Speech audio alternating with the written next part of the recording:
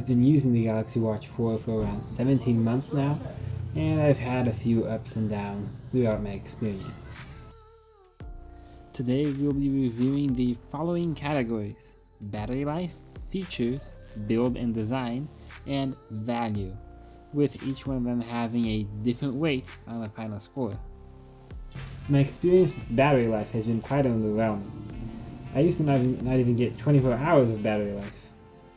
With my typical usage, I used to average around 18 to 21 hours of battery life, depending on if I used my watch to track an exercise or not. This was upsetting since the watch didn't even last until the next time I would charge it, which is usually around lunchtime. I end up having to top it off throughout the day, and you don't always have time for that. And you end up with a black screen on your wrist, which serves you no good. I tried resetting my watch and nothing seemed to change, so I tried again recently and somehow it seems to have partially fixed my poor battery life. I can now easily get through my day while exercising and still charge my watch at around 10%. It's important to notice that I've turned off most features such as AOD, gestures, and constant heart rate monitoring, while leaving auto detect exercises on. But considering my battery issues have mostly been resolved, I'll be giving it a 2.5 out of 5.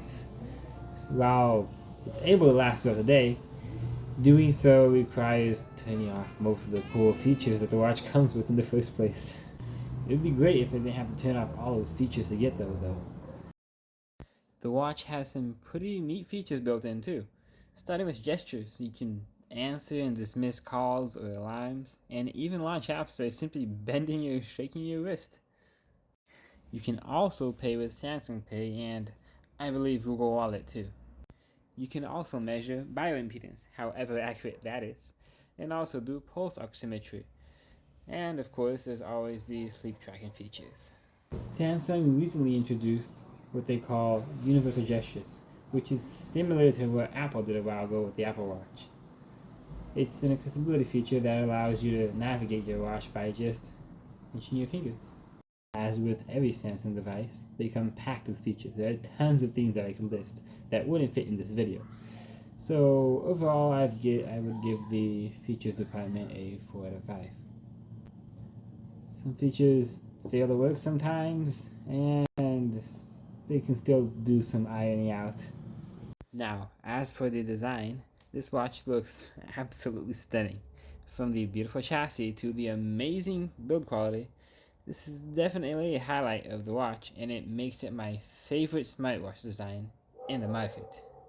While the design is stunning, I'll give it a 4 out of 5, just because it has some pretty big bezels, and they also removed the touch bezels from the Galaxy Watch Active 1 and 2. So you got those gigantic bezels with no use. Released at around $250 in the US, the watch has decreased in value with time. You can probably find it for around $150 on eBay. And since it still provides around 90% of the value of newer watches like the Watch 5, 6, and now the newer Watch 7, except for battery life and fast charging of course, I'll give it a 3.5 out of 5, which is about okay.